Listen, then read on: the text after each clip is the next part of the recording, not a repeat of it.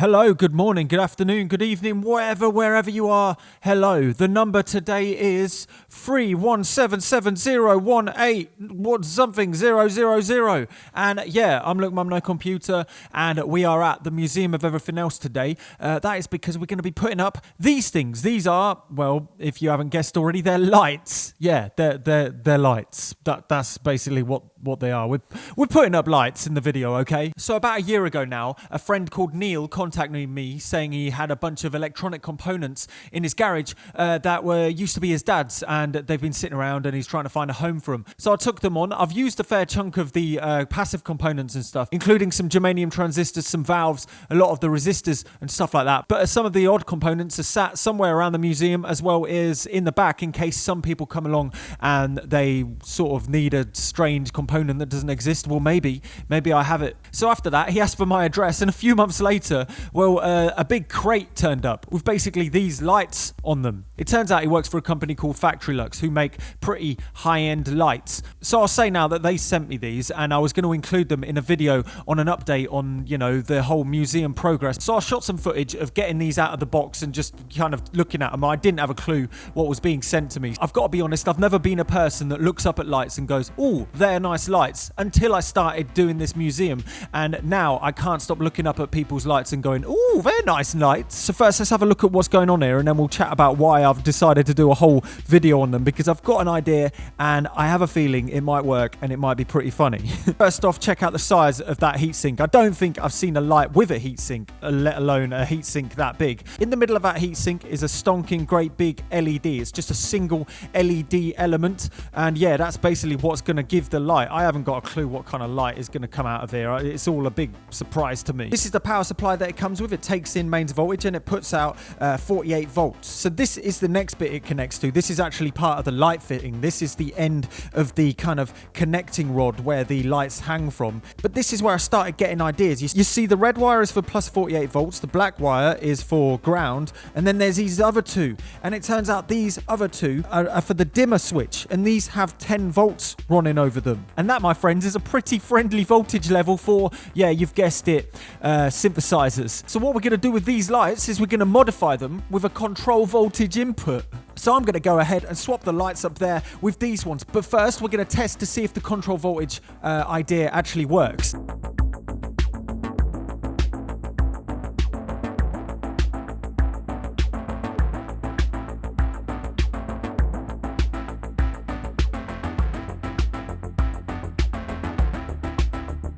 Right, okay, so everything's wired in. Hopefully, they'll turn on when I flick on the power. Let's see. Way! Oh, yeah. Ooh. Oh, they're bright. Whoa. So now we know it all works. What I'm going to do now is I'm going to wire a dimmer switch in and just see how it works with it. And then we're going to see if we can turn the dimmer switch into control voltage. When you short these two wires, the light turns off. Annoyingly, there is a bit of a ramp to it, but I can imagine if there wasn't a ramp, it might damage something. Now I've put this 100k potentiometer in between them, and yeah, I can dim the lights. Next, we're going to try a light-dependent resistor. So now it's in a bit of a juxtaposition, because when I shine light on it, the lights turn off, and when I take the light away, the lights turn on. You could technically pop this like in the room, so when it's dark in the room, the lights turn on, and when it's not dark, the lights turn off. But that's not what we're going to do. We're basically going to simulate that, but with a synthesizer. But before we do that, I've just thought of something. So now we're going to control the LDR that controls the lights with the light that controls the LDR that controls the lights. Yeah, it flashes. Because of the slight delay in the circuit, yeah, it's causing it to do a weird flash. How cool is that? The further I bring it back, the less effect it has, and then the closer I put it, the more it does like a flashy. How yeah. Oh yeah. Now I've got a jack socket with an LED on the back. The LED is going to respond to voltages coming through the jack socket. I think I'm going to have to put a brighter LED on this. This one's rubbish.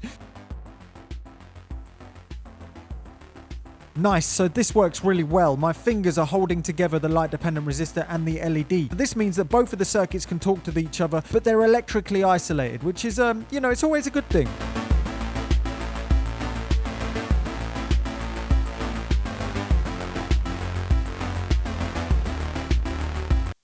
Oh, yeah. So what you're seeing now are interior lights being controlled by analog voltages that are coming from a KORG MS-20 that's over there. How cool is that? Okay, so granted, the response is backwards to what I was expecting. That being the lower the voltage, the brighter, and the higher the voltage, the darker. But this works to our favor because when it isn't plugged in, the light is on.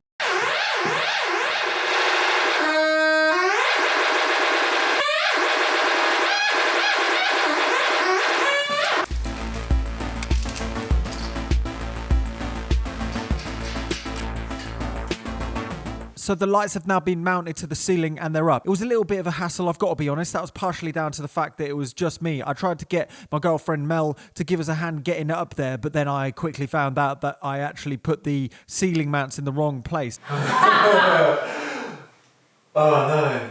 I did the old adage of measure once, drill 3 times. That's how it goes, right? After putting up the cable pipe, I had to figure out what height to put the actual lights at because, you know, you didn't want to walk into them. They've got these adjustable thin metal cables that hold them up and then the wires sort of wrap around and just make a bit of a mess. I need to do a bit of a cable management, but I've got to be honest, I sort of like it. I've got this orange cable. This is connected to the low current 10 volt dimmer supply. I've got to get it from over here where the power supply is for the lights to this control box right over here, which was originally for the Morse code machine, but that was a bit of a naff idea with the Morse code coming over here because you can pick it up with a radio anyway. So I'll make a wireless version for that and we'll use this for the control voltage dimmer.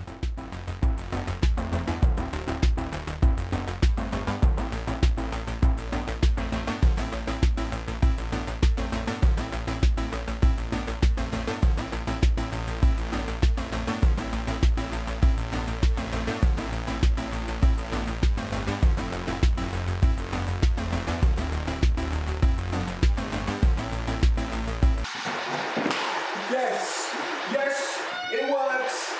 So with the app that connects to the lights, I've managed to be able to speed it up slightly. There is still an inherent ramp, and that is probably due to stopping things from breaking, because I'm sure the engineers that made the lights didn't think about how it was going to play with synthesizers. So that's fine and stuff. So what I'm going to do now is I'm going to plug a couple of things in and just see what we could do with it.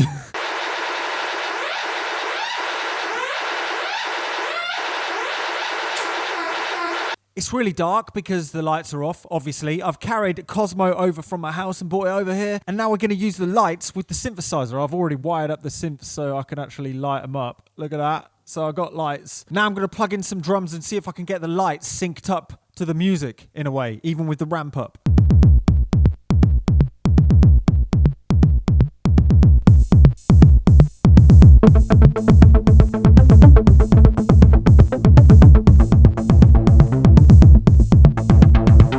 It actually works. The response is a little bit slow due to that ramp up situation, but it's pretty cool. You can sync your lights up to the synthesizer now.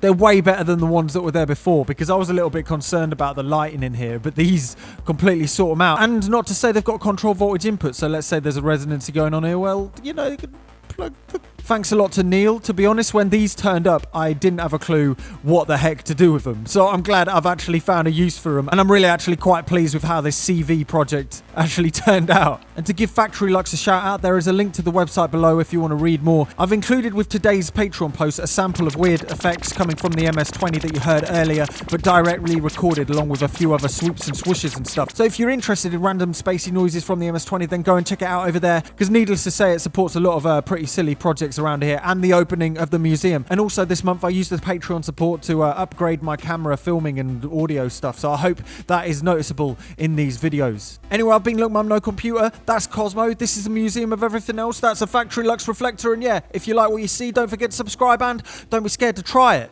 Maybe don't do that if your dimmer's mains voltage, only if it's the safe one, right?